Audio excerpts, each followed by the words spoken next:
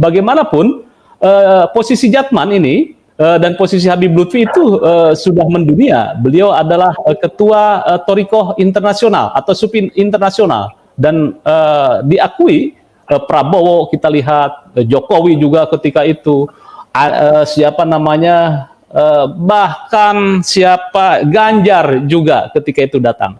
Silakan Dr. Soleh. Ya, terima kasih. Assalamualaikum Ki Ubed dan Mas Taufik, Mas Yusuf. Ya menarik bahasan malam ini. Saya juga dapat informasi sekaligus untuk menjadi informasi tambahan atas visitasi yang dilakukan oleh Mas Taufik ke Pekalongan hari Senin kemarin. Saya dapat flyer bahwa tanggal 13 hari Minggu itu ada di Kangjus Solawat di Pekalongan, ada acara tahunan memang. Dan salah satu yang diundang itu RI1 dua-duanya. Meski kabarnya tentatif kehadirannya beliau ini. Itu pertama. Kemudian yang kedua, saya ingin melihat apa namanya, dalam tanda kutip, motif PBNU meramaikan Jatman di jagat Nahdliyin ini apa sebenarnya. Itu pertama. Kemudian yang kedua, saya ingin melihat konflik yang sengaja eskalasinya dibesar-besarkan dalam tanda kutip lagi-lagi, itu dengan 3 TAP MPR tentang 3 presiden yang dicabut. Itu kan konteksnya adalah rekonsiliasi antar kekuatan, antar faksi, antar ideologi dalam tanda kutip lagi-lagi. Kemudian yang ketiga, saya juga mencermati aktivasi yang dilakukan oleh negara terhadap Habib Rizik Syihab. Kemudian yang terakhir, yang keempat, sebenarnya apakah yang reliable dengan konteks sekarang, baik konteks politik global maupun nasional, Islam model moderat, model NU, atau model Islam yang lebih ofensif untuk tidak menyebut fundamentalis. Nah, kita melihat sekarang misalnya di Tunisia itu ada An-Nahdhah, di Aljazair ada apa namanya, FIS, ya. Kemudian di Libanon ada Hezbollah, ya. Kemudian di Malaysia ada PAS di Kelantan itu, dan juga yang digalang oleh Habib Rizik itu kan kebanyakan mantan-mantan kombatan DITII. Iya, saya melihat ini semua bahwa dikaitkan dengan eskalasi konflik global yang seperti kita tahu semua, itu pasti merembet ke kita. Aktivasi Habib Rizik Syihab, kemudian dan juga di belahan dunia yang lain, termasuk di Houthi di Yaman atau Ikhwanul Muslimin di Mesir, bahkan dalam derajat tertentu kaum Wahabi di Saudi, ini memberi sinyal, memberi isyarat kepada kita bahwa ada yang berubah dalam tata kelola dunia, dalam tata kelola keagamaan kita, baik di internasional maupun nasional. Kemarin 10 tahun, Kementerian Agama NU menggeber apa yang disebut dengan moderasi beragama. Nah, kalau kemudian aktivasi yang dilakukan oleh negara sekarang ini adalah Habib Rizik, kemudian dikaitkan dengan An-Nahdhah, kemudian FIS, kemudian Hezbollah, kemudian Ikhwanul Muslimin, kemudian PAS, dan semacamnya, kombatan-kombatan DITII, artinya apa? Artinya bahwa moderasi beragama itu tidak kontak dengan fenomena geopolitik global maupun nasional. Nah, kita ambil contoh misalnya adalah Habib Rizik tiba-tiba menjadi sangat aktif, dan perannya itu kayak menjadi orang sangat penting dalam hal ini, dan itu apa namanya, dia seakan-akan terbebas dari beban yang disebut dengan gerakan pembatalan nasab. Nah, ini relevansinya adalah dalam konteks kepentingan nasional kita, apa sih sebenarnya keuntungan terus memelihara konteks konflik zaman Jatman ini. Nah, kalau kemudian tidak ada, dalam tanda kutip, tidak ada manfaatnya, baik itu terkait dengan komposisi dan struktur kabinet yang akan terbentuk nanti, atau dalam konteks yang lebih luas ada 5 tahun ke depan bahwa model Islam yang dipakai itu adalah yang inline dengan geopolitik internasional, apa manfaatnya? Oke. Itu kepentingan nasional kita. Saya tidak mencium, tidak melihat bahwa ada kepentingan nasional dalam dramatisasi Jatman ini. Di samping itu kan Habib Lutfi juga udah sepuh, ya.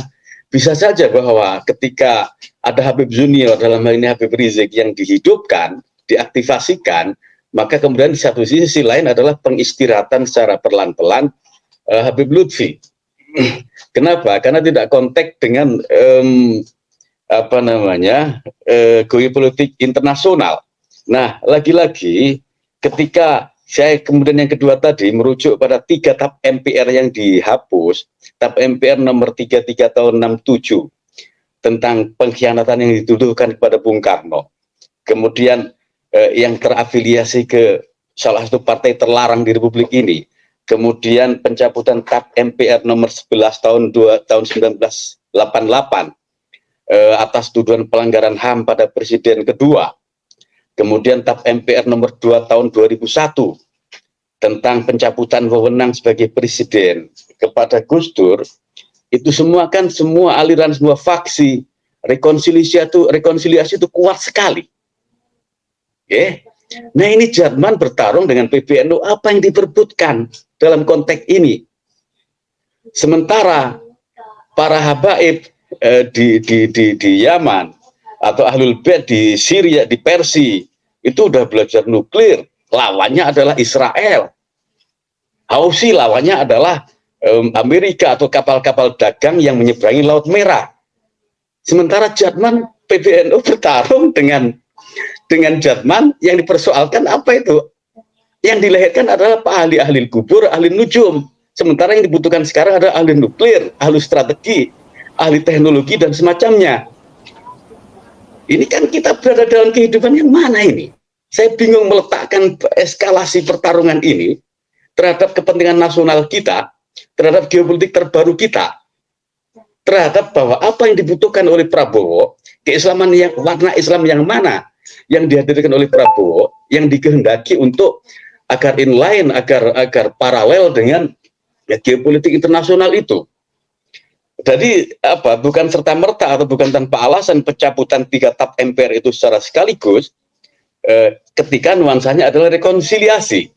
Di situ ada sayap-sayap yang pernah dalam tanda kutip memberontak, baik ekstrem kanan maupun kiri, dan itu artinya apa? Itu kan generasi-generasi yang lahir sebelum tahun 70-an. Saya yang lahir tahun 70-an udah nggak mengalami itu. Nah, itu kan diindoktrinasikan lewat sekolah-sekolah, dan anak-anak sekarang ini, anak-anak kita ketika dicekoi dengan sejarah-sejarah itu udah nggak masuk. Makanya kan rekonsiliasi nasional ini terkait dengan kepentingan nasional kita. Bahwa kepentingan nasional kita itu butuh stabilitas, butuh kamtipmas, butuh tertib sipil. Kalau kemudian ada sebagian anak bangsa yang meributkan hal kecil seperti itu, kita letakkan dalam track yang mana ini? Ini agak menggelikan ini. Oke, iya. Ini perdebatan reliable ketika zamannya Jokowi. Ketika Jokowi memilih bahwa madhab Islam negara adalah Islam yang moderat. Nah, ini masuk madhab Islam negara, gelagatnya adalah madhab Islamnya Habib Rizik Syihab. Nah, Anda melihatnya dari sisi mana? Bahwa gerakan Habib Rizik, katakanlah beberapa hari lalu dia demo tentang Palestina, dan itu adalah domainnya atau istilahnya garapannya. Anda melihat dari sisi mana? Saya kira Prabowo itu tidak akan meninggalkan NU atau PBNU, atau mungkin juga Jatman. Dalam hal ini, instrumen Jatman itu cukup efektif di dalam melakukan konsolidasi terhadap umat Islam tradisional. Ya, kalau madhab politik yang dianut Prabowo adalah kamtipmas dan tertib sipil, maka tidak butuh moderasi beragama khas NU, tidak butuh mobilisasi lewat majelis-majelis zikir, majelis Jatman. Yang dibutuhkan, yang dipegang dalam tanda kutip adalah eksponen atau kekuatan-kekuatan dalam masyarakat yang biasa demo, yang biasa berteriak keras, yang biasa berteriak lantang, termasuk pada presiden sekalipun. Dan potensi itu ada di Habib Rizik dan teman-teman, atau di kalangan-kalangan nasionalis kiri. Nah, kalau di NU kan dengan moderasinya, ya NU tetap aja dia damai-damai saja.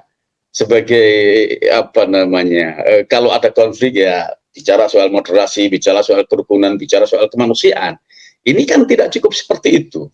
Saya mendengar bahwa apa namanya, nanti pada hari Angkatan Bersenjata Rusia, Angkatan Bersenjata kita akan mengirim ke sana. Biasanya kan yang dikirim ke sana itu adalah yang menghadiri undangan hari ulang tahun Angkatan Bersenjata Rusia adalah teman-teman dekat mereka. Di Iran atau Korea Utara atau China dan semacamnya itu. Nah, saya dengar kabar bahwa kita akan mengirim ke situ. Kemudian saya juga mendengar kabar bahwa ada sebagian dari misi kita, misi dari Indonesia ke Rusia yang bisa jadi itu sebelum MOU katakanlah begitu itu benar-benar terlaksana, maka semua dirapikan di Republik ini tentang Kaptimas, tentang pilihan warna Islam, tentang apa namanya rekonsiliasi dan semacamnya. Kalau kemudian katakanlah kemarin Putin juga bicara kita butuh dalam tanda kutip komponen cadangan dan bisa saja dari Indonesia. Nah, kalau komponen cadangan yang paling siap itu ya kelompok yang diorganisir selama ini oleh Habib Rizik, mantan FPI.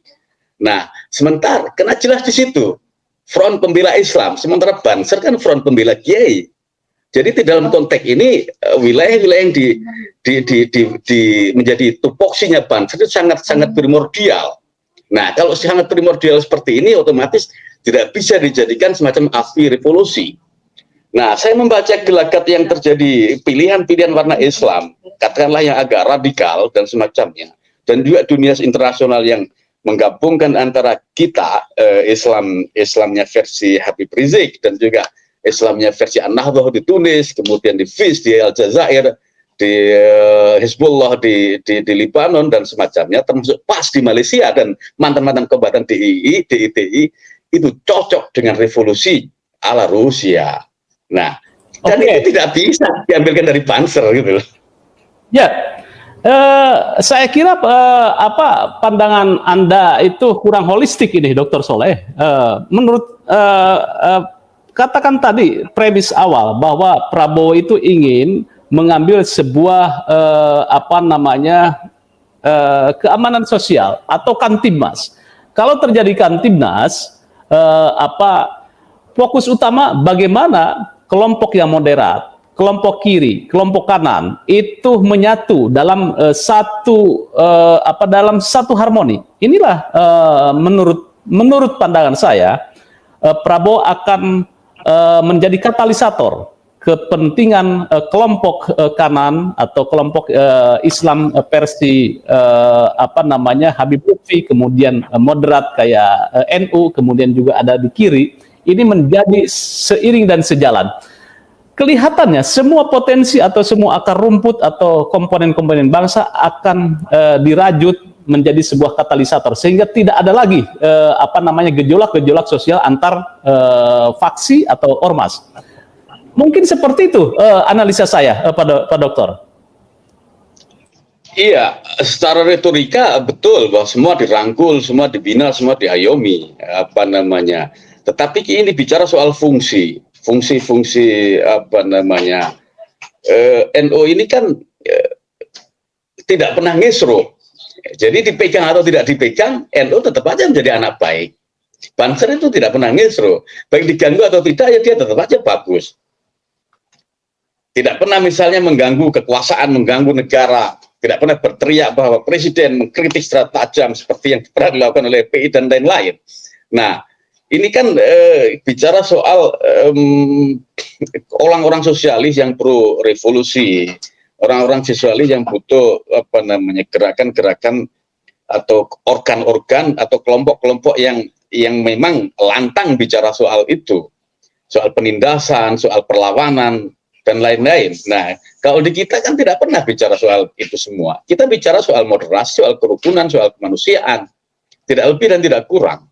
Nah, lagi-lagi saya ingin menegaskan bahwa itu dalam konteks sekarang kurang inline dengan pola-pola Rusia. Pola-pola itu pola-pola Amerika. Amerika itu jadi dalam tanda kutip teroris di Libya, di Syria, di Iran, di Afghanistan, tapi kemudian bicara soal kemanusiaan, bicara soal asasi manusia, bicara soal kedamaian di Indonesia, dan itu melewat mulutnya NU. Tidak akan lagi itu terjadi. Yang dipakai adalah organisasi yang revolusioner, kemudian bicara dengan ala BRIC, ala Rusia, ala China, dan semacamnya itu. Ini beda Ya. maktab ini.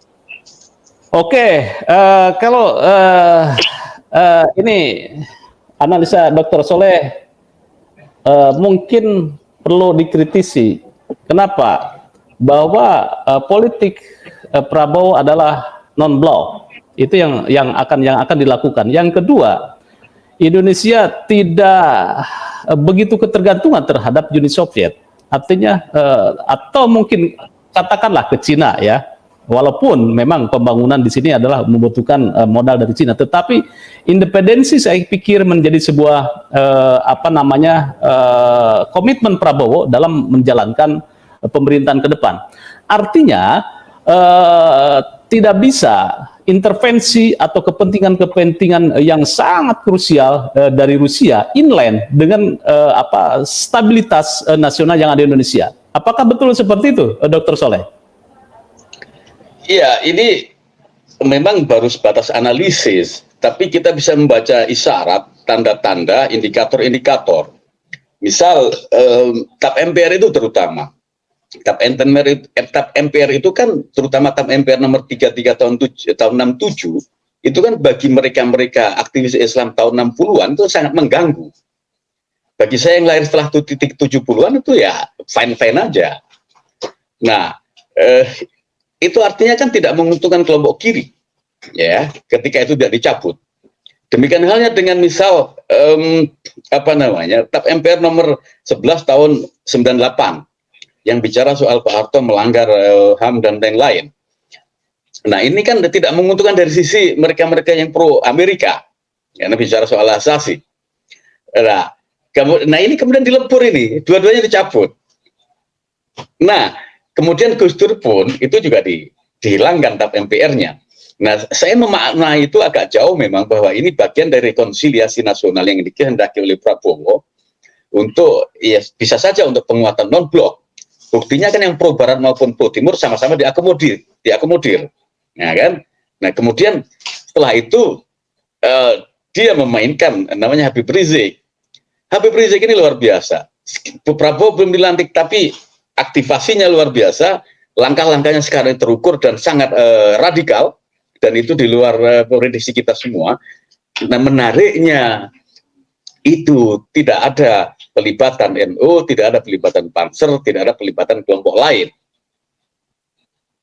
Ya, oke. Menarik ini peran Habib Rizik. Aduh, luar biasa. Nanti kita akan sesi berikutnya. Satu lagi pertanyaan saya ini, kembali lagi kepada persoalan Jatman Habib Lutfi. Apakah menurut Anda ini bentuk kelegoan Habib Lutfi atau Habib Lutfi memainkan irama mundur sebentar, kemudian akan melakukan counter attack terhadap